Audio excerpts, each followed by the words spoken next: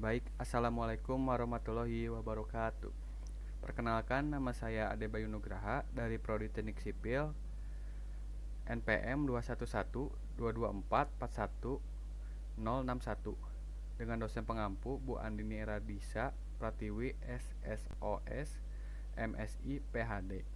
Di sini saya akan menjelaskan step by step mengenai tugas UTS statistik dan probabilitas yang berisi 2 studi kasus menggunakan software SPSS dan Excel.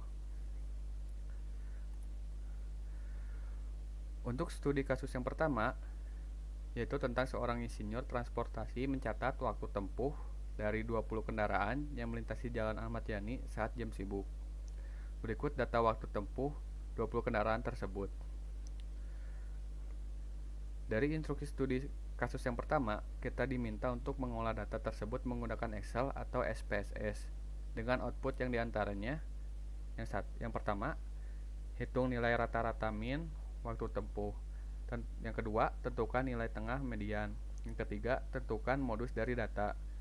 Yang keempat, hitung range dari data. Yang kelima, hitung variance.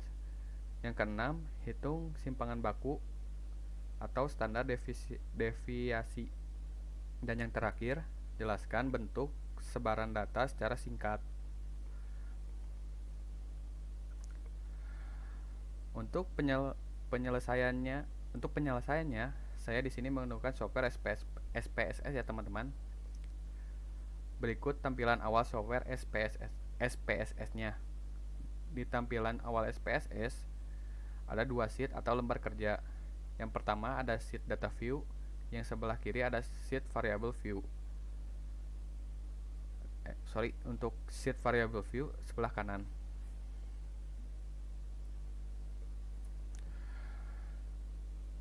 Untuk yang pertama, saya akan input judul untuk data yang akan diolah dari soal tab variable view, lalu beri nama atau judul data yang akan diolah pada kolom name, lalu klik enter, lalu di kolom desimal saya beri 0.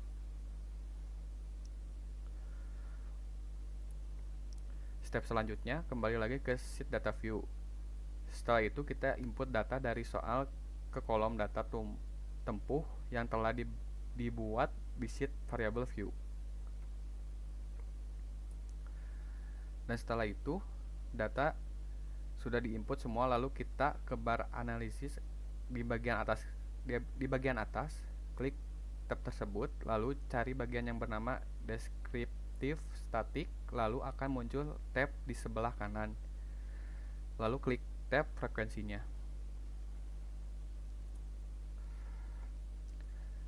Dan setelah itu akan muncul window dari tab frekuensi tersebut.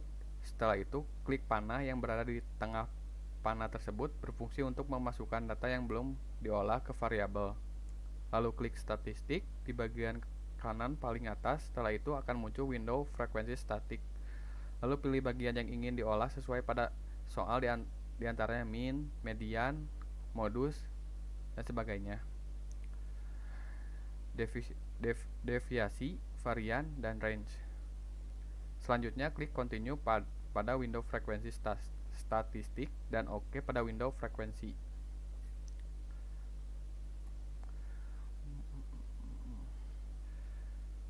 Setelah itu akan muncul output yang berisi hasil dari perhitungan analisis frekuensi tadi di dalam tabel tersebut. Ada hasil perhitungan dan kita mendapatkan min dari data itu sebesar 32,70. Lalu untuk median mendapatkan sebesar 33,00.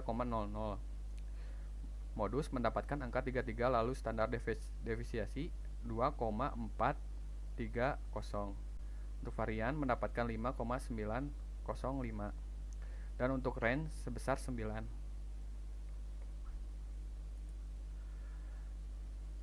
Baik, untuk selanjutnya saya akan menjelaskan step by step untuk studi kasus yang kedua. Di dalam soal ada 10 data sampel uji beton yang memiliki 2 variabel diantaranya, yaitu semen dalam bentuk satuan kilogram dan kekuatan tekan dalam bentuk satuan MPa. Dan instruksi untuk soal ini diantaranya yaitu gambarkan scatter plot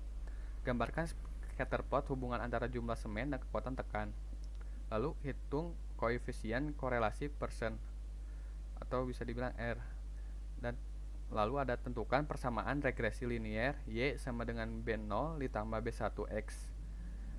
Dan ada interpretasikan nilai slope dan intercept. Dan yang terakhir, jelaskan apakah hubungan ini signifikan dan kuat secara statistik.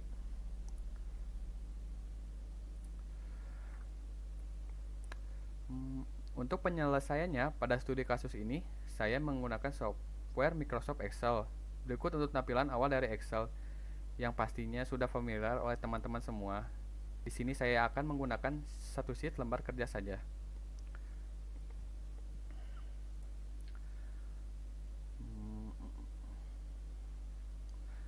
Baik, pertama saya akan memasukkan data dari soal ke lembar kerja Excel dengan membuat tabelnya terlebih dahulu, lalu input data yang akan diolah dari soal.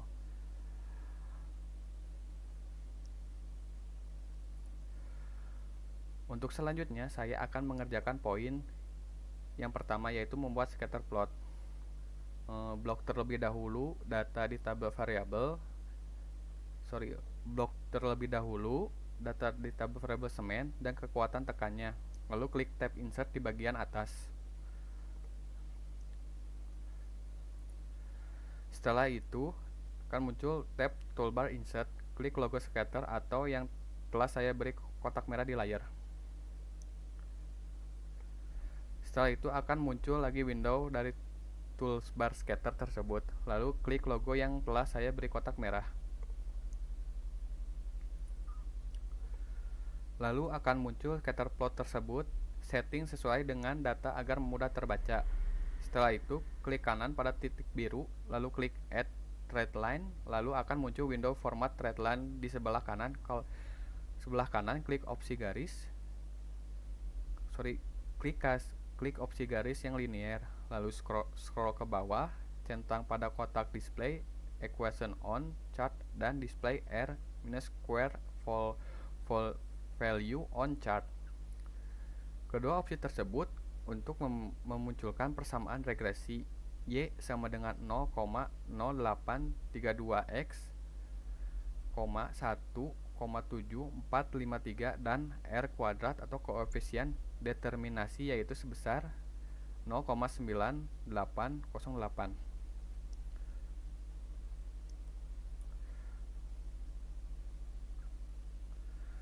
Selanjutnya, setting untuk variabel garis Y dan X. Yang pertama, klik variabel di garis Y, atur bounds pada axis option, lalu masukkan angka pada kolom minimum dan maksimum.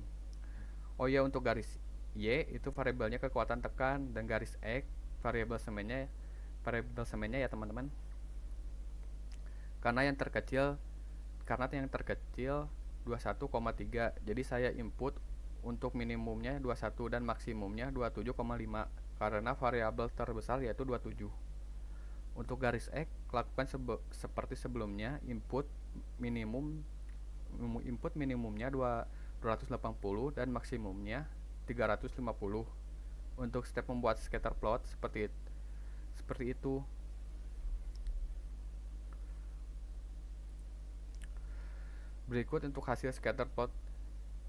Berikut adalah hasil scatter plotnya teman-teman.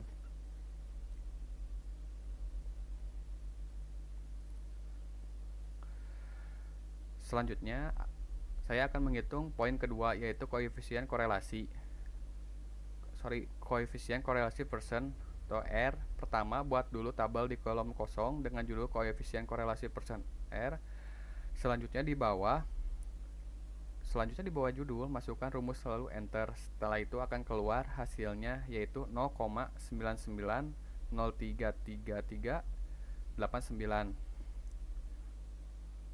Selanjutnya saya akan menghitung poin yang ketiga, yaitu menentukan persamaan regresi linier Y sama dengan B0 plus B1X.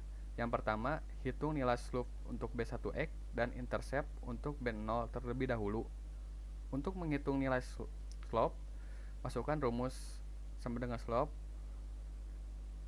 kurung buka blok data kekuatan tekan dan blok juga data semen, kurung tutup, lalu enter. Dan untuk menghitung nilai intercept, gunakan rumus sama dengan intercept, kurung buka blok data kekuatan tekan dan blok juga data semen, lalu kurung tutup. dan terakhir enter. Jadi untuk persamaan regresi linear Y sama dengan B0 plus B1X ialah Y sama dengan min 1,7453 plus 0,0832. Itu hasilnya.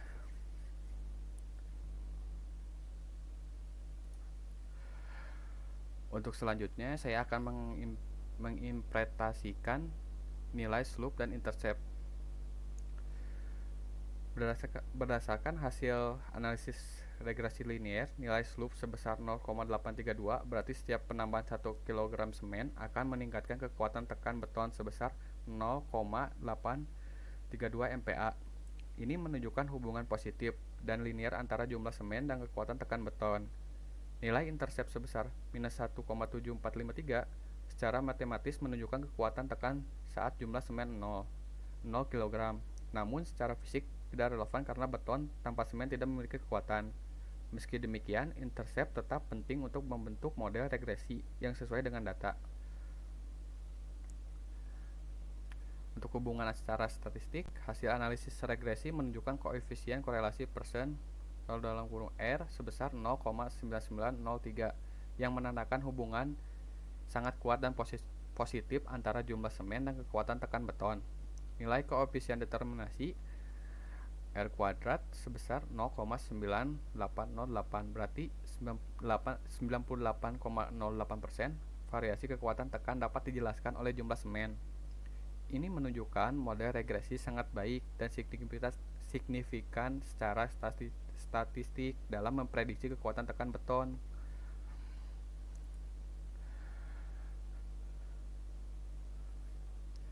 Sebagai penutup, dapat saya simpulkan bahwa terdapat hubungan yang sangat kuat dan signifikan secara statistik antara jumlah semen dan kekuatan tekan beton. Hasil analisis menunjukkan bahwa peningkatan jumlah semen berdampak langsung terhadap meningkatnya kekuatan tekan, sebagaimana tercermin dalam nilai koefisien korelasi dan determinasi yang tinggi. Temuan ini dapat menjadi dasar pertimbangan dalam perencanaan campuran beton untuk mencapai kekuatan optimal. Sekian dari presentasi yang dapat saya sampaikan. Mohon maaf bila ada salah kata atau salah ucap. Saya ucapkan terima kasih atas perhatiannya. Wassalamualaikum warahmatullahi wabarakatuh.